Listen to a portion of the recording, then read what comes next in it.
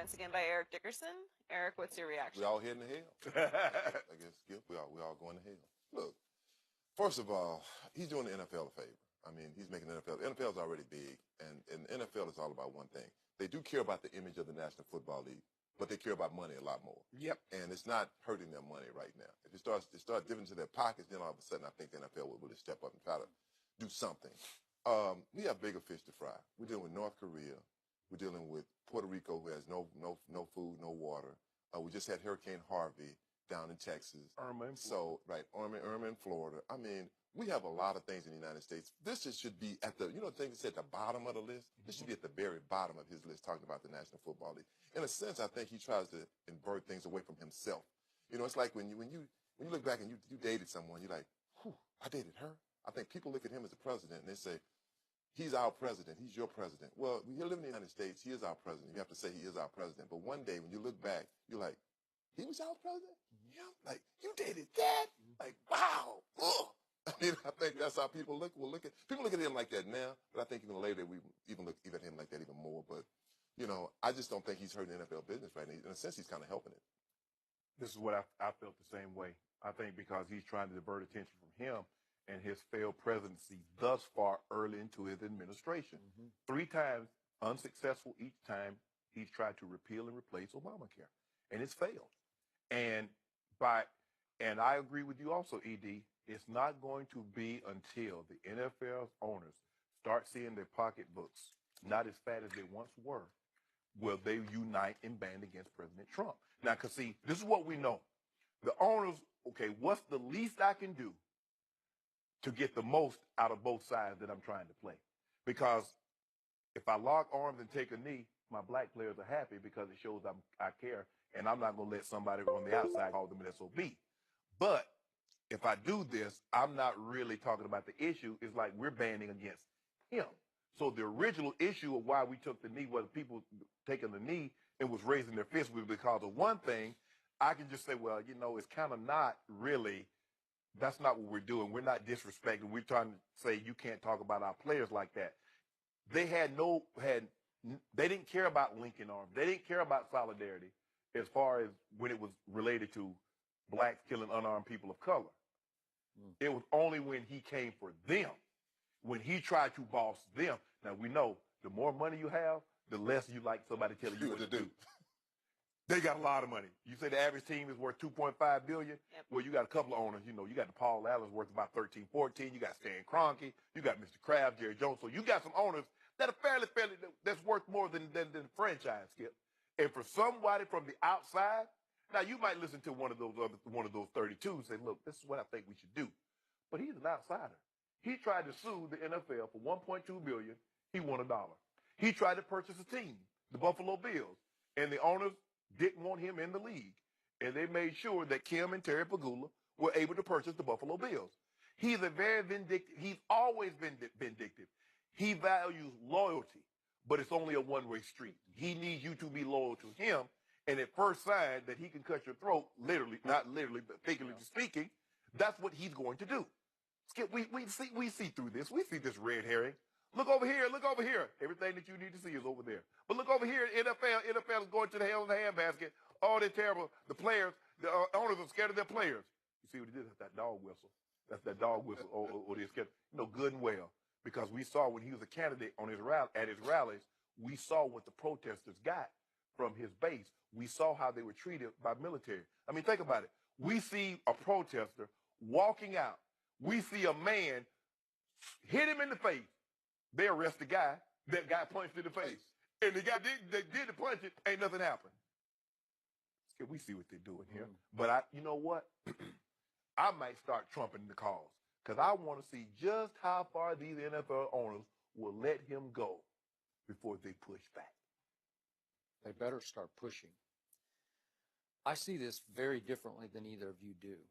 I see President Trump as the biggest threat this league has ever had, beyond CTE or strikes or any other things that have threatened this league's bottom line, which is the bottom line, its ability to be the most popular and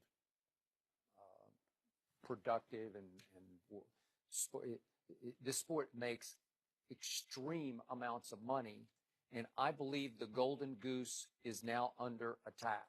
And I'm not saying that this president could get away with killing it, but he could wound it. And if he does, this he will consider to be his greatest achievement as president. And I'm with you. Obviously, there are dozens of more important issues, but not maybe to this man at this point in his tenure, because his approval rating has hit bottom. It is historical low.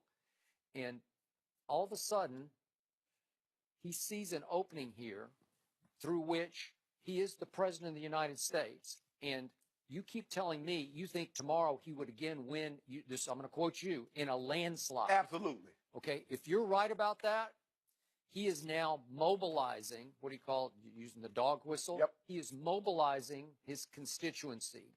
All those who are still on the bandwagon, I'm not sure how many still are. I don't know. This is out of my league. But if that many are still on the bandwagon and he can mobilize them against the NFL, if he can get them to start walking out of games during anthems or calling DirecTV and saying, as they reported, that if you say, I want my money back because of the protests, DirecTV acknowledged, AT&T owns it, but acknowledged, yeah, we're giving money back after 3 weeks. Wow, really? Well, if enough sponsors start to say, man, you're losing ratings and I'm starting to lose money over here, I'm going to pull back, I'm going to cut down on my ads, then he's going to start winning. And again, he's just egomaniacal enough that would be a claim to fame for him, to take down the National Football League. So he has doubled down on trying to take down the league because he is now pitting owners against players. He said on Fox and Friends this morning, I think the owners are afraid of the players, if you want to know the truth, and I think it's disgraceful. They've got to be tough. They've got to be smart. The inmates are running the asylum. You got to put them back in their cells, right? Okay, so now he's pitting fans, at least the blindly patriotic fans, against the league. Correct. You can't watch this anymore. That's scary to me. I mean, obviously, we all love the National Football League. And in the end, it seems like most of us, again, you guys are now fans too, but what do we want to just be entertained by the league, right? We want to go watch our football on Sunday. It's just like the NFL season has just started. Usually when the season starts, it's kind of like, you got to kind of feel your way around it. When it gets playoff time, when your team's in the hunt, this doesn't matter. Are you sure about that? I would say yes. This does not matter. Because think about it. This does not matter. The first quarter of the season, you had Hurricane Harvey, Hurricane Irma, you had Maria. You had catastrophic storms that we hadn't seen in a long time. The one in Texas, you're talking about 800 years. Skip, but you know what, Skip? What if people aren't watching because Colin Kaepernick doesn't have a job? See, we just looking at it we just looking at it from his point of view. Could be right. Why is it? You notice President Trump and mentions everybody's ratings. He'll mention our competitors' rating. Wall Street Journal and CNN and New York Times is failing. He has yet to mention his ratings. His approval. You notice that, Skip? Now, everybody else is failing. Everybody else is going to hell and this and that. So what if you you're at 37%. What happens if you get to 34? What happens if you get to 30? What will happen to you? Okay, what's the most shocking thing that's happened in your lifetime? That he won this election? Yes. Yes. Politically, absolutely. Yeah, I don't think. So I'm just saying that happened less than a year ago. Yes.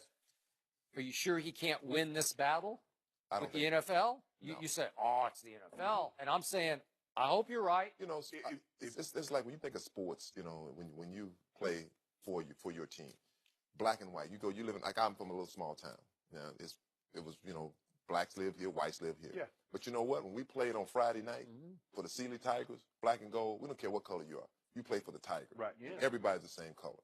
And that's where the National Football League. When you play in that football game, pretty much everybody's the same color. You wearing orange, I'm wearing green and gold, or I'm wearing whatever. I'm wearing black and gold, I'm wearing purple and white, or whatever. Right. Everybody's the same color. And that's how the National Football League, I think that's how they survive, really. They don't really divide each other, the players. They don't divide the players. I mean, they can divide after we leave the complex, but when we're there, we're all one. If you can, Skip, LBJ said it. What President Trump was able to do, President Lyndon Johnson, he says if you're able to give people the white race of people. He said, if you can convince them that they're better, even the lowest, is better than the best black, he says, you can empty the pocket. He said, because what President Trump did, he gave his base somebody to look down on. Why you don't have a job are the undocumented workers. The reason why we don't have fair trade is because of TPP.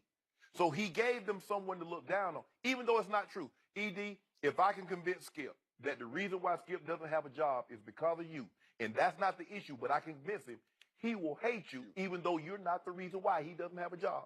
He's convinced a lot of people that the reason that the problems that they have is because of blacks, Hispanics, because of women, and a lot of other people. Okay, okay, so think about this. What you're saying is true.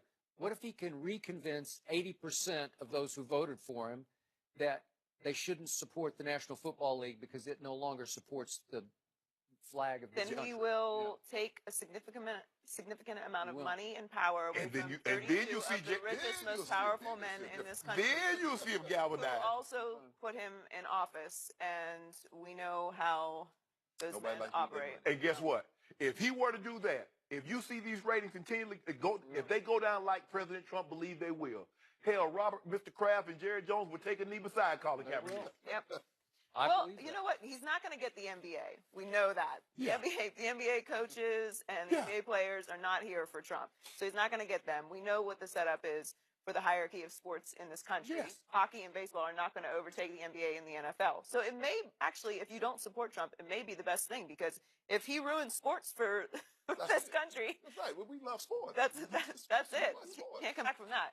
Eric, thanks for joining us. Thank you. What will happen at Lambeau tonight? We'll discuss that with Greg Jennings next.